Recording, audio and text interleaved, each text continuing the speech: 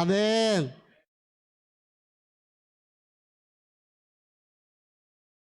많은 사람에게 존경을 받았던 닐리라는 흑인 목사님이 계셨는데, 이분이 소천하셨을 때에 장례식장에는 손때 묻은 벽돌 하나가 이렇게 전시되어져서 그것을 보는 사람들마다 눈시울을 뜨겁게 했다고 합니다. 이 벽돌에는 의미가 있기 때문에 그렇습니다. 젊은 날 레이몬드 닐리 목사님은요, 아주 성격이 포악했고요, 그리고 목회자들에 대해서 극단적인 분노를 가지고 있었다고 그래요. 그래서 목회자들은 죽여야 된다, 이런 마음을 가지고 벽돌을 하나 들고 동네에 있는 교회를 목사님 죽이겠다고 벽돌을 들고 간 거예요. 근데 그날 마침 예배 중에 있었고, 그래서 예배 성도들과 함께 예배하다 보니 벽돌 들고 나가서 목사님을 죽일 수가 없는 거예요. 그래서 기다릴 수밖에 없으니까 어쩔 수 없이 앉아서 예배를 드리면서 말씀을 들었어요. 근데 말씀을 듣는 순간에 놀라운 일이 일어났습니다. 성령님께서 이 닐리의 마음을 만져주시고 그 강팍했던 마음을 녹아내리도록 해주신 거예요. 말씀을 들으면서 변화가 됐고 그날 예수 그리스도를 만나는 역사가 일어나게 된 거예요. 참 놀랍죠? 그로 인하여서 훗날 그는 선한 사마리아인이라는 별명을 가질 정도로 하나님 앞에 선한 일들을 감당했으며, 또 시카고에 있는 카운티 병원을 세워서 가난한 자, 돈이 없어서 치료받지 못하는 사람들에게 치료해 주는 그런 선한 삶을 살았고, 그래서 그분이 돌아가셨을 때에 그 벽돌이 전시된 거예요. 이 내용을 알고 있었던 사람들은 그런 강팍한 사람을 변화시켜 주신 하나님의 은혜에 감사하며 깨닫는 그런 나눔의 시간, 눈시울을 붉혔다고 합니다. 이 목사님은요, 사역이 힘들 때마다, 지칠 때마다 목사님을 죽이겠다고 갔던 그 벽돌, 그것을 바라보면서 하나님이 나 같은 이 강팍한 살인자가 될 수밖에 없었는데 바꿔주신 은혜가 너무 감사해서 감사함을 돌아보기도 하고, 또 살인자가 될 수밖에 없는 자기를 구원해 주신 은혜가 너무 고마워서 눈물을 뚝뚝 흘리면서 붙잡고 기도했던 그 벽돌이라는 거죠. 그래서 많은 사람들에게 영향력을 미쳤다고 합니다. 살인하려는 마음을 변화시켜 주신 하나님의 은혜가 크고 놀랍습니다. 우리는 이것을 하나님의 은혜라고 이렇게 말합니다. 오늘 저와 여러분이 함께 나누고 싶은 큰 주제에 제목이 있다면, 주제가 있다면 바로 은혜입니다. 은혜. 아까도 은혜 찬송가를 불렀는데 모든 것이 다 하나님의 은혜라는 고백이 나올 수밖에 없는 것이죠. 그렇습니다. 나 같은 죄인 구원해 주신 은혜, 인도해 주시는 은혜, 돌보아 주시는 은혜, 이끌어 주시는 은혜, 깨닫게 하시는 은혜, 때마다 일마다 함께 해주셨던 은혜.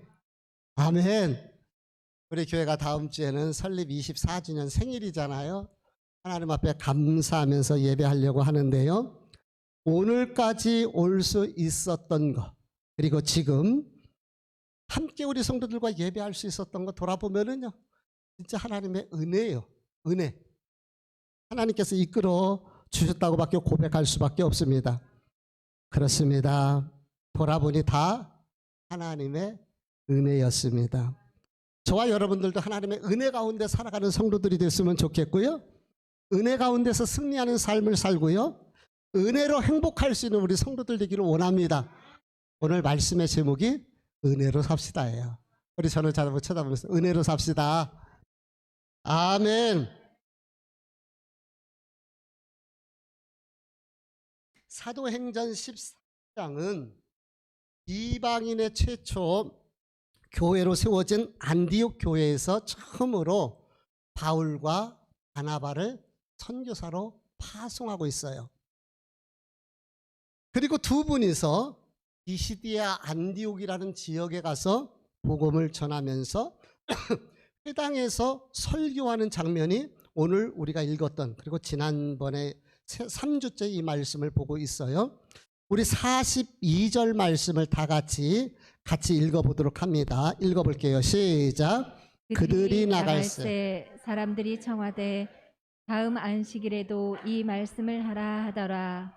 예, 사람들이 청하되 그들이 나갈새 이제 예배를 마치고 나니까 다 끝나고 파하고 돌아갈 거 아니에요. 또 사람들 가는 사람도 있고 또 있었던 분들이 이렇게 얘기하는 겁니다. 다음 안식일에도 다음 주일에도 이 말씀을 하라고 요청을 하는 거예요. 이 말씀. 여기서 이 말씀이 무엇일까요? 이게 중요해요. 이 말씀. 이게 키포인트거든요. 이 말씀은 바로 예수 그리스도에 대한 말씀인 거예요. 즉 예수 그리스도께서 죽으시고 부활하신 설교를 사도 바울이 했잖아요.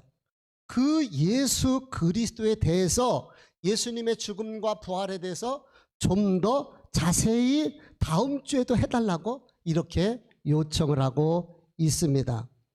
바울의 설교로 인해서 이제 비시디아 안디옥 비시디아 안디옥이란 이름이 죽은 데가 나와요.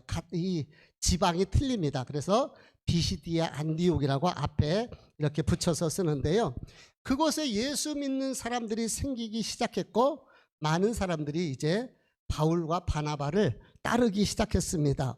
그런데 바울이 뭐라고 이야기하느냐면은 우리 43절 말씀 후반절에 보니까 두 사도가 더불어 말하고 항상 하나님의 은혜 가운데 있으라 권하니라. 어디 가운데 있으라고요?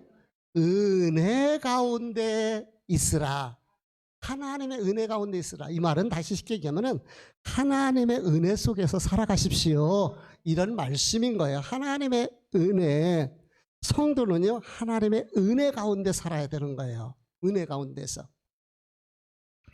우리 성도들이 가장 많이 사용하는 단어가 있다면 아마 은혜라는 단어일 거예요. 은혜. 좋은 일 있으면 아유 하나님이 은혜야. 우리 그렇게 얘기하잖아요. 그렇죠? 어려운 일이 생기면 하나님 우리에게 은혜 주실 거야. 힘내 집사님. 우리가 은혜라는 단어를 써요. 기도할 때 하나님 은혜 베풀어 주세요. 은혜가 참 많이 사용되고 있습니다. 여러분들은 어떠신가요? 여러분들의 입술에서 은혜라는 단어가 자주 나오시나요?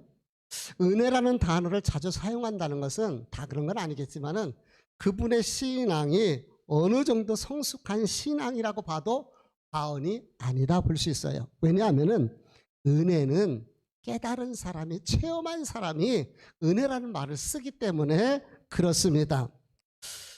어떤 분은요 은혜에 대해서 얼마나 자주 쓰는지 지나치다 할 만큼 그렇게 은혜라는 단어를 씁니다. 입만 열면 하나님의 은혜입니다. 이렇게 말하는 사람도 있어요. 근데 성경에 보니까 성경에도 그렇게 은혜를 자주 사용하는 사람이 있습니다. 그 사람이 누구냐면은 오늘 은혜 가운데 있으라고 말했던 바울이라는 분이에요. 우리 고린도전서 15장 10절 말씀을 같이 한번 읽어보도록 하겠습니다. 뭐 하시나요? 얼리들 넘기세요.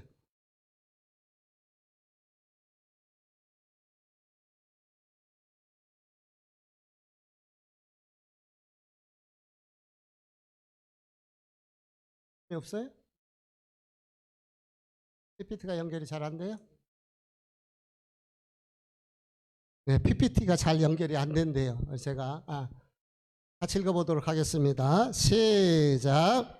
그러나 내가 나 된 것은 하나님의 은혜로 된 것이니 내게 주신 그의 은혜가 헛되지 아니하며 내가 모든 사도보다 더 많이 수고하였으나 내가 한 것이 아니요 오직 나와 함께 하신 하나님의 은혜로라. 아멘. 지금 보니까 은혜라는 단어가 몇 번이나 나와요? 3번이나 반복해서 나오고 있습니다. 내가 나 된 것은 하나님의 은혜다. 하나님이 내게 주신 은혜가 헛되지 않았어. 근데 내가 다른 사도들보다도 더 많이 수고했는데 내가 잘나서, 내가 똑똑해서, 내가 능력이 있어서, 내가 돈이 많아서가 아니라 하나님의 은혜다. 사도 바울은 입만 열면은 다 하나님의 은혜라고 말하는 거예요. 왜 그는 이렇게 은혜라는 단어를 입에 달고 살았는지 아십니까? 제가 서론에서 닐리 목사님에 대해서 말씀을 드렸어요. 그 젊은 날 강팍하고 사람까지 죽이려는 그런 어떻게 사람을 죽일 마음을 품었을까요? 그랬던 사람이 죽이겠다고 벽돌 들고 갔다가 거기서 변화돼서 정말 하나님을 전하는 사람이 되니까 너무 감사하잖아요. 그래서 그 삶이 변화됐는데 이 바울이라는 사람은요, 닐리 목사님보다도 한 수 더 뜨는 그러한 사람입니다. 유대인들이 스데반 집사님을 돌로 때려서 죽일 때에 이게 율법에 의하면은 이 사람은 돌로 때려서 죽여도 된다라는 증인이 있어야 되는데 이때 증인을 썼던 사람이 바로 이 사울이라는, 그러니까 바울 젊은 날의 바울의 모습입니다. 또한 예수 믿는 사람들, 예수 믿는 것들은 다 잡아서 감옥에 넣어야 된다, 이런 마음을 가지고 멀리 외국의 다메섹, 이 시리아의 수도거든요. 다메섹까지 예수 믿는 사람 잡겠다고 군대를 이끌고 갔던 그러한 사람이에요. 지금도 다마스커스에 가면은 그 바울의 기념교회가 있는데 바울이 예수 믿는 사람 잡으려고 그 도시를 향하여 가다가 강력한 빛에 의해서 말에서 떨어졌어요. 그래서 그 자리에 바울 기념교회가 있어요. 저도 그 자리를 가봤는데요. 그렇게 자기 나라도 아닙니다. 외국까지, 우리나라로 따르면 저 만주까지 예수 믿는 사람들 잡겠다고 갔던 그런, 그때 빛 가운데서 주님을 만나죠. 사울아, 사울아, 내가 어찌하여 나를 핍박하느냐. 그러니까 주여 니시오니까 얘기하잖아요. 물어보잖아요. 나는 네가 핍박하는 누구라? 예수라. 완전히 여기서 그렇게 핍박하던 예수, 왼수처럼 되었던 예수 그리스도를 만나게 된 거예요. 그로 인해서 사도 바울의 삶은 180도로 바뀌어졌고요. 그 은혜에 감격하면서 그때서부터 거꾸로 됐어요. 삶이. 핍박자가 예수를 전하는 자로, 전도자로 바뀌어진 거예요. 그러다 보니까 매를 맞아도, 감옥에 갇혀도, 돌에 맞고 굶주리고 고난과 핍박과 모욕과 조롱을 당해도 예수 그리스도를 증거하는 삶을 살았던 것이에요. 왜 그렇습니까? 돌아보니 그게 하나님의 은혜였던 거예요. 하나님께서 나를 사랑하지 않으셨다면은, 하나님이 나에게 구원의 은혜를 주시지 않았다면은 자기 잘난 맛에 그러고 살아가고 있었을 텐데, 하나님께서 나를 사랑해서 이렇게 불러주신 것이 너무 감사한 거예요. 오늘 이 자리에 오늘 함께 예배드리는 사랑하는 성도들이요, 하나님께서 때가 돼서 저와 여러분을 부르신 것을 믿으시기 바랍니다. 에이 목사님 나는 혼자 왔는데요. 아니에요. 언젠가 그 아까 닐리 목사님처럼 하나님께서 마음을 열어주셨기 때문에 가능한 것이고요. 누군가를 붙여주셨기 때문에 하나님 앞에 나와서 예배할 수 있는 것입니다. 이게 하나님의 은혜인 거예요. 저와 여러분은 하나님의 엄청난 은혜를 받은 사람입니다. 죽을 죄인, 저주받은 인생이잖아요. 지옥 갈 죄인입니다. 그런데 하나님의 은혜를 베푸셔서 하나님의 자녀 삼으시고 우리를 하나님의 백성으로 불러주셨어요. 얼마나 감사한 일인가요? 얼마나 고마운 일인가요? 자, 그렇다면 제가 계속해서 은혜라는 단어를 썼어요. 은혜라는 말이 어떤 말일까? 한번 생각을 해보도록 하겠습니다. 은혜가 무엇인지 알아야 은혜를 깨닫고, 그렇죠? 은혜라는 단어를 쓸 수 있는 것 아니겠습니까? 일반적으로 우리가 헬라어에서 은혜라는 말은 카리스라는 그런 단어를 써요. 이 말은 긍휼, 은혜로운 행위, 선물, 애정스러움, 기쁨을 주는 것. 선물 받으면 어때요? 되게 좋잖아요. 기쁨을 주는 것, 그 받는 사람 입장에서는 얼마나 기분이 좋겠습니까? 요것을 은혜라고 얘기를 해요. 영어에서는 그레이스라고 이렇게 영어로는 쓰는데, 우리나라 은혜는 국어 사전에 이렇게 표현을 하고 있습니다. 사랑으로 베풀어주는 신세나 혜택. 사랑으로 베풀어주는 신세, 사랑으로 베풀어주는 혜택. 받는 사람 입장에서는 그게 은혜라는 거예요. 그게 은혜라는 거. 은혜는요, 그냥 어느 한 가지에 딱 지명해서 설명하기 어려운 아주 다양한 용도로 이 은혜라는 말이 사용되고 있습니다. 기도 응답 받았을 때 우리는 뭐라 그래요? 하나님의 은혜다. 응답 받았을 때 있잖아요. 하나님이 은혜 주셨다. 또 살다 보면 뜻하지 않은 어려운 일을 만나고 고난을 만나고 또 원치 않은 사고를 만날 때가 있어요. 근데 하나님께서 그 문제를 다 해결해 주시고 또 편안하게 됐어요. 그럴 때 뭐라 그래요? 하나님의 은혜라고 얘기합니다. 여러분 가정에 늘 좋은 일만 있나요? 아이들이 늘 편안하기만 하나요? 그 자녀들을 붙잡고 기도하는 그 기도가 해결되고 또 자식들이 그래도 순탄해요. 그럼 우리는 뭐라 그래요? 하나님의 은혜라고 이렇게 얘기합니다. 하나님께서 어떤 순간에 깨닫게 해주시고 뭔가 결정을 해야 되는데 하나님이 지혜를 주셨어요. 그러면 우리는 그것을 하나님의 은혜라고 이렇게 말하는 거예요. 정말 찬양하는데요, 똑같이 예배를 드려도 어떤 분은 틀려요. 어떤 날은 또 찬양을 부르는데 왜 이렇게 감동이 되는지를 몰라요. 지난주에 찬양 예배를 제가 10시에 우리가 모여서 기도를 하잖아요. 오늘도 부흥회하자 뜨겁게 기도를 했습니다. 지난주에도 찬양하고 기도하는데 나도 모르게 눈물이 막 쏟아지는 거예요. 왜 그래요? 내 힘으로 내가 물고 싶어서 되는 게 아니잖아요. 근데 하나님이 주시는 은혜라고 이렇게 우리는 표현을 하고 있습니다. 내 동기 목사님 중에 하나가 호남 분인데 거시기 있잖아. 거시기. 형 거시기. 거시기가 뭐예요? 거시기 말이요. 거시기 있잖아. 근데 거시기 하면 다 통하더라고. 그분들은. 거시기. 거시기를 뭐라고 얘기할 수 있어요? 근데 거시기 하면 통하는 것처럼 은혜라는 말은 아주 다양하게 쓰인다. 여러 면에서 쓰인다라는 것을 제가 여러분들께 말씀드리는 거예요. 그래서 저는 은혜는 한마디로 규정을 하면은 하나님께서 주신 좋은 모든 것, 하나님께서 주신 모든 좋은 것, 이게 뭐라고요? 은혜예요. 우리의 마음이 기쁩니까? 하나님이 은혜를 주셨네. 정말 힘든 일이 있었는데 잘 이겨냈어요. 여러분 어떠세요? 어떤 문제가 있을 때 이겨내는 힘, 그 능력이 예수를 처음 믿을 때보다 지금 그리고 앞으로 갈수록 더 능동적이고 더 하나님의 방법으로 해결되는 역사가 있기를 축복합니다. 하나님의 은혜인 거예요. 성숙해 가는 모습인 거예요. 하나님의 은혜. 우리 에베소서 3장 7절 말씀을 같이 보도록 하겠습니다. 시작. 이 복음을 위하여 그의 능력이 역사하시는 대로 내게 주신 하나님의 은혜의 선물을 따라 내가 일꾼이 되었노라. 예, 바울이 은혜라는 단어를 쓸 때에 하나님께서 은혜의 선물을 따라 내가 일꾼이 되었다. 그러니까 하나님을 위해서 일할 수 있는 것도 이게 뭐라고? 그게 은혜라는 거예요. 은혜라고 표현을 합니다. 근데 이 말씀을 조금 더 다른 각도로 바꿔놓고 보면은 하나님께서 왜 많고 많은 사람들 중에서 나를 택하여 하나님의 자녀를 삼으셨을까? 내가 잘나서요? 내가 똑똑했어요? 내가 노력했기 때문에? 내가 재능이 많기 때문에? 내가 한 미모하니까? 아닙니다. 그것 때문에 되는 것이 아니에요.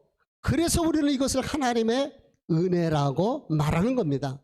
나는 아무런 자격도 구원받을 만한 아무런 근거도 없어요. 근데 하나님께서 나를 사랑하셨어요. 왜 사랑했는지 몰라요. 하나님이 사랑하신 거예요. 여러분들 자식들을 봤을 때 자식이 다 마음에 듭니까? 때로는 속색이고 때로는 어긋난 길로 가더라도 내 자식이잖아요. 왜요? 자식 입장에서는 왜 나를 사랑해 엄마? 라고 할 수 있어요. 근데 부모이기 때문에 사랑하는 거예요. 내 자식이기 때문에 사랑하는 거예요. 하나님이 우리가 자식되기 때문에 하나님은 우리를 사랑하시고요. 때마다 일마다 지키시고 이끌어 주시는 줄 믿습니다. 우리 스크린을 보시고 한번 같이 성구를 볼까요? 에베소서 2장 1절 말씀에 허물과 죄로 죽었던 너희라고 얘기합니다. 로마서 3장 23절 말씀에 모든 사람이 죄를 범하였으며 하나님의 영광에 이르지 못하더니. 로마서 6장 23절 말씀 읽을게요. 시작. 죄의 삭은 사망이라. 히브리서 9장 27절 말씀에 사람에게 정해진 것이요 그 후에는 심판이 있으리니. 아멘. 이 말씀들을 잘 기억해 두시기 바랍니다. 은혜 중에 가장 큰 은혜는 구원의 은혜인 거예요. 천국의 은혜인 거예요. 구원의 은혜와 관련된 말씀이 우리 좀 전에 보았던 말씀인 거예요. 이미 저와 여러분은 죄와 허물로 죽었던 존재들이고, 그래서 하나님의 영광에 이를 수 없는 죄인이었고, 죄의 삭은 사망이고, 그리고 사람이 한 번 죽는 것은 정한 이치인 거예요. 그 후에는 심판이 있고, 그 심판의 결과는 지옥인 거예요. 하나님의 심판대 앞에 섰을 때를 생각해 보세요. 여러분들 한번 생각을 해보세요. 보험 왜 들어갑니까? 교통사고 나기를 바라고 보험 드는 사람 하나도 없어요. 생명보험에 왜 들어갑니까? 만에 있을지 모를 일을 대비하는 거잖아요. 그런 것처럼 만약에 한번 가정을 해보세요. 여러분, 내가 믿음이 없어서 구원의 확신이 없다 할지라도 마지막 사람이 죽으면 어떻게 될까? 죽으면 어떻게 됩니까? 하나님의 심판대 앞에 서게 되는 거예요. 근데 하나님의 심판대 그 공의의 저울 앞에 섰을 때에 우리가 부족하면은 메네메네 데겔 우바르시는 거예요. 그 말이 무엇이냐면은 하나님의 공의의 저울에 부족하다는 거예요. 그 결과는 버림이에요. 그 버림은 저주의 지옥입니다. 구더기가 죽지 않는 불꽃이 이글거리는 그 지옥불인 거예요. 죽고 싶어도 죽을 수 없는 지옥 형벌이 메네메네 데겔 우바르시는 거예요. 버림받는 거예요. 근데 그것을 통과할 수 있는 길이 무엇이에요? 다른 것 없습니다. 예수 그리스도의 이름이에요. 다른 걸로 구원받는 것이 아닙니다. 돈이 아무리 많아도 돈 갖고 해결할 수가 없어요. 아무리 세상에 명예가 있고 권세가 있어도 그걸로 해결할 수가 없어요. 우리가 아버지는 하나밖에 없잖아요. 아버지라고 부를 수 있는 거, 엄마라고 부를 수 있는 것은 내 엄마고 내 아버지이기 때문에 그런 거예요. 우리가 하나님을 아버지라고 부를 수 있는 특권을 주시고 은혜를 주셨어요. 그러므로 우리가 하나님의 자녀가 됨으로 인하여 그 모든 죄의 문제가 해결되어지는 줄 믿습니다. 그래서 우리가 하나님의 자녀인 거예요. 가장 큰 은혜는 구원의 은혜다. 뿐만 아니라 삶 속에서 우리 하나님이 응답해 주시고 이끌어 주시고 보호해 주시고 깨닫게 해 주시고 생각나게 해 주시고 마지막까지 아멘. 하나님이 주시는 모든 좋은 것, 이것을 은혜라고 얘기하는 거예요. 은혜로 삶 속에서 인도하시는 하나님의 은혜를 깨달을 수 있기를 바랍니다. 때마다 일마다 동행하시고 붙드시며 응답하시는 하나님의 은혜를 체험해 보세요. 필요할 때 생각나게 하시고 기억나게 하시는 하나님의 은혜 감사하며 삽시다. 사도 바울이 은혜 가운데 거하라고 한 것처럼 은혜 가운데서 살아가는 저와 여러분이 되었으면 좋겠습니다.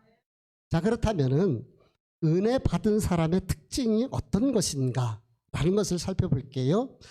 이 52절 말씀을 읽어봅니다. 52절 시작.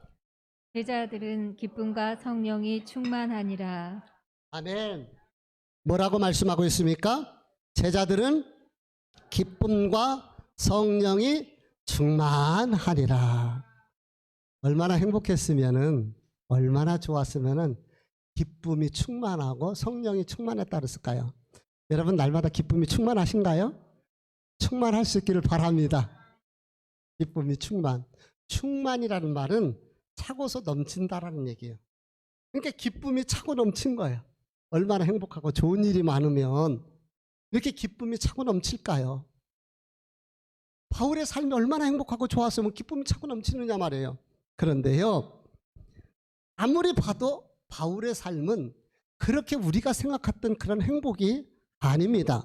45절 말씀을 읽어볼게요. 같이 읽어봅니다. 시작. 유대인들이 그 무리를 보고 시기가 가득하여 바울이 말한 것을 반박하고 비방하거늘. 여기에 보니까요, 사람들이 바울을 대적해요. 비방해요. 설교했다면 그 설교하면 그 설교가 잘못됐다고 틀렸다고 비방하고 손가락질하고 협박을 하는 거예요. 심지어는요, 아마 살인 위협도 받았을 것입니다. 50절 말씀도 같이 읽어볼게요. 시작. 이에 유대인들이 경건한 귀부인들과 그 신의 유력자들을 선동하여 바울과 바나바를 박해하게 하여 그 지역에서 쫓아내니 예, 우리 성경에는 박해하여 그 지역에서 쫓아내니라고만 이렇게 나와요. 근데 가만히 그 내면을 보세요. 그냥 야 너네 안 가? 이런 이 정도가 아니란 말이에요. 협박하고 너네들 죽이겠다라는 살인의 위협까지 느끼고 얼마나 두려움과 공포 속에 있는 상황인지를 모릅니다. 여러분, 누군가가 여러분들 자꾸 비난을 하고 뒤에서 험담하고 손가락질하고 막 뒤에서 씹는다고 생각을 해보세요. 그럼 마음이 편안하겠습니까? 그럴 수가 없는 거예요. 근데 오늘 성경에 보니까 기쁨과 성령이 충만했다는 거예요. 왜 그게 가능한 것입니까? 하나님께서 은혜를 주시니까 그 핍박과 고난과 그 두려움이 그것이 문제가 되지를 않는 거예요. 이게 성도들, 은혜 받은 성도들의 모습입니다. 우리가 흔히 얘기해요. 예수쟁이들, 웃기는 사람들 많습니다. 제가 봤을 때 진짜 힘들고 어려워. 그런데 감사하다는 거예요. 그런데 감사하다고 얘기를 해요. 저희 어머님이 위암으로 서울에 있는 제1병원에서 입원해서 수술을 하셨는데요. 그 옆에 어떤 분이, 여자분이 같이 이렇게 수술을 했고 같이 계셨어요. 거기 손님들도 많이 오더라고요. 이렇게 병문안 오는 분들. 그런데 그 병문안 오는 사람들마다 이야기하면 그냥 병원이 어쩌다, 의사가 어쩌다, 불친절하다, 간호사들이 싸가지가 없다 있다, 맨날 그래요. 너무 감사한 것은 우리 엄마는 뭐 이렇게 머리 성남에서 서울에 있었으니까 뭐 이렇게 자주 오시는 사람도 없지만은 그래도 오시면 감사하다고, 그래도 이렇게 하나님이 도와주셨다고 이렇게 얘기를 하더라고요. 아니 위암 수술했고 누워있는데 뭐가 감사하냐 말이에요. 근데 이게 은혜 있는 성도의 모습이에요. 은혜 받은 사람은 그것의 은혜, 그래도 하나님이 바꿔주셨잖아요. 그러니까 감사한 것이죠. 은혜 충만한 사람은요, 극한 가난 속에서도, 때로는 육체의 질병 속에서도, 자녀와 가정들의 문제가 있어서 힘들어도 그 안에서 하나님이 공급해 주신 은혜와 하나님이 이끌어내시는 힘으로 이겨내요. 그리고 그 가운데서 감사하다고 고백할 수가 있게 되는 것이죠. 특히 은혜 받은 성도들이 집중하는 것이 하나 있습니다. 그것이 바로 예배인 거예요. 예배는 하나님의 은혜가 임하는 통로가 됩니다. 초대교회는 핍박이 너무 심하니까 우리나 지금 이렇게 편안하게 예배하죠. 아프가니스탄이나 북한 같은 데 생각해 보세요. 진짜 우리가 하나님 앞에 나와서 예배할 수 있는 것이 특권입니다. 은혜입니다. 초대교회 성도들은 신앙의 자유와 예배를 위해서 동굴에 들어가서 그곳에서 살았어요. 그 컴컴한 곳에서. 카타콤이라고 얘기를 하잖아요. 유럽의 성도들은 예배의 자유를 찾아서 그렇게 내려 대서양을 건너기까지 하지 않았습니까? 지금도 북한의 지하교회, 지금도 지하교회가 있어요. 그들은 순교를 각오하면서 숨어서 예배를 하고 있는 것입니다. 예배는요, 은혜 받은 자에게 주어진 특권이고 성도들에게 주신 축복 중에 축복이 예배입니다. 우리가 착각하는 것이 하나 있어요. 예배는 하나님 앞에 드린다라고 생각을 하잖아요. 그건 반밖에 맞지 않는 얘기. 예배는 뭔지 아세요? 하나님 앞에 드리되 또한 하나님의 은혜를 받는 시간이 되는 거예요. 그래서 우리가 예배를 쭉 보면 순서가 있잖아요. 기도, 찬양, 헌금을 우리가 하나님 앞에 드리잖아요. 이건 드림이에요. 하나님의 영광을 위해서. 반면에 설교와 축도를 우리가 받잖아요. 그건 하나님의 말씀을 통해서 받는 거예요. 중간에 중보자, 담임 목사를 통해서 설교하게 하시고 말씀을 통해서 은혜를 베풀어 주시는 것입니다. 그래서 우리가 예배에 집중해야 되고 예배에 최선을 다해야 되는 것이죠. 제가 이바라는 곳에 원장님이 다른 교회에 이렇게 집사님이신데 참 믿음이 좋으셔요. 그분이. 그러면서 그분이 하는 얘기가 목사님 유튜브로 예배드리니까 자꾸 나태해지고 있어요. 그렇습니다. 한결같이 이야기들 하는 거예요. 우리가 어쩔 수 없는 상황이잖아요. 코로나라는 비상시국에서 유튜브를 통해서 예배를 했습니다. 그리고 또 멀리 가시는 분이 계시고 때로는 어쩔 수 없는 상황 속에서 우리가 그분들을 위해서 우리가 유튜브를, 지금도 유튜브가 동시에 방송이 되고 있습니다. 참 좋은 시대예요. 실시간 동시에 유튜브를 통해서 오늘도 참석하시지 못한 성도님들이 유튜브를 통해서 함께 예배를 하고 있습니다. 그런데 이 유튜브는 이상 상황에서 우리가 어쩔 수 없는 상황에 예배를 드리는 거잖아요. 그래서 이 예배에 우리가 집중하고 예배의 은혜 받기 위해서 우리가 최선을 다하고 예배는 하나님과 소통하는 이 시간이기 때문에 우리가 이렇게 모여서 또 성도의 교제가 뒤따르는 것이 예배인 거예요. 이제 코로나가 위드 코로나라고 간다고 그러잖아요. 오늘 우리 이상숙 권사님도 너무 반가워요. 우리 최현남 집사님도 너무너무 반가워요. 얼마나 반가운지를. 다시 이제 또 유튜브를 들으시는 분들도 마음을 좀 새롭게 하시고 현장에서 같이 예배 드릴 수 있도록 힘내주시기를 부탁을 드립니다. 특히 우리 재직들 우리 부흥위원들은요, 수요 예배 좀 나오세요. 이제 나와야 돼. 그리고 찬양 금요 기도회 참여합시다. 그래서 자꾸 은혜 예배하면서 하나님의 은혜로 살아야 돼요. 이 종말의 때 어렵잖아요. 그럴 때 예배를 통해서 우리가 힘을 냈으면 좋겠습니다.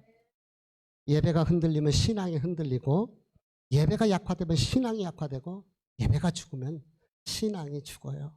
그러므로 우리가 예배의 자리, 그러나 어쩔 수 없는 상황이라면 우리가 그렇게라도 해야죠. 그래서 유튜브하고 동시에 하니까, 평일날도 기도회 하니까 여러분들 직장 끝내시고 그 피곤한 시간이지만 집에서라도 그래서 30분이라도 그래도 목사님과 함께 가정 예배 드린다 하시고 생각하시고 예배하면 좋잖아요. 그렇게 참여해 주시기를 부탁을 드립니다.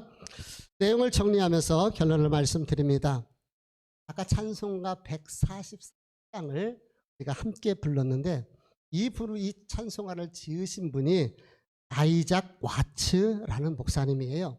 이 아이작 와츠 목사님은 키가 150cm도 안 됐다고 그래요. 그러니까 우리나라 사람들 150cm면 남자 키, 성인 남자가 얼마나 작은 키예요. 근데 유럽이잖아요. 영국 출신이거든요. 이 아이작 와츠 목사님이 영국에서 150cm도 안 되니 얼마나 정말 작은 키냐 말이에요. 게다가 외모가요, 이 들창코였고요, 피부도 좋지 않았고요, 다만 인상이요, 호감을 주지 못하는 사람들에게 그런 인상을 가지고 있었대요. 그러니까 그것 때문에 놀림을 많이 받는 거예요. 키도 150cm도 안 되고 외모도 그렇고 이것 때문에 상처를 받고 놀림을 받았고 사랑하는 여인에게 고백했다가 퇴짜까지 맞는 이 아픈 사연을 가지고 있었던 분입니다. 그런데 어느 날 이분이 하나님 앞에 예배하는 과정 속에서 하나님의 베풀어 준 은혜를 깨닫게 돼요. 나 같은 죄인, 나 같은 자를 하나님이 사랑하시는구나. 그래서 이 벌레 같은 날 위에라고 얘기를 한 거예요. 자기 자신을 돌아보니까 벌레 같더라는 거예요. 벌레 같은 나를 사랑하시는 하나님의 은혜, 그 은혜가 너무 감사한 거예요. 그 사랑이 너무 감사한 거예요. 여러분들 그거 보셨습니까? 요거 하반신에 아예 없는 닉 브이치치, 이 손으로 수영하잖아요. 그분도 하나님 앞에 감사하면서 전 세계를 다니면서 하나님의 살아계심을 증거하잖아요. 아니, 감사할 게 뭐 있어요? 하반신이 아예 없는데. 아이작 와츠 목사님도 하나님의 은혜를 생각하면서 너무 감사해서, 그래서 그 은혜를 생각하면서 지었던 찬송이 바로 143장이에요. 우리 가사 좀 한번 띄워보세요. 우리 스크린을 보도록 합니다. 우리 1절 읽어볼게요. 같이 읽어봅니다. 시작. 웬 말인가 날 위하여 주 돌아가셨나. 이 벌레 같은 날 위에 큰 해 받으셨나. 2절. 내 지은 죄 다 지시고 못 박히셨으니 웬일인가 웬 은혜인가 그 사랑 크셔라. 마지막 절 늘 울어. 시작. 늘 울어도 눈물로써 못 갚을 줄 알아 몸밖에 드릴 것 없어 이 몸 바칩니다. 아멘. 가사마다 하나님의 은혜가 절절히 배어 있지 않아요? 가사마다. 근데요, 사실 저와 여러분이 벌레 같은 사람들이요. 벌레 같은 존재입니다. 근데 하나님이 사랑하시고 은혜를 베풀어 주시고 불러주시고 하나님의 자녀로 구원해 주셨으며 오늘까지 이끌어 주시고 인도해 주셨습니다. 돌아보면 다 은혜임을 고백할 수밖에 없는 것이죠. 그러므로 우리가 구원의 그 은혜, 그 십자가, 우리 지난주에 말씀 나눴잖아요. 그 십자가의 고난, 그 십자가의 아픔을 기억하시면서 그렇게 우리를 사랑하셔서 구원해 주신 그 은혜 앞에 감사하며 그 하나님의 사랑을 전하며 우리 주님 다시 오실 때까지 은혜로 살아가는 저와 여러분 되시기를 주의 이름으로 축복합니다. 기도하시겠습니다.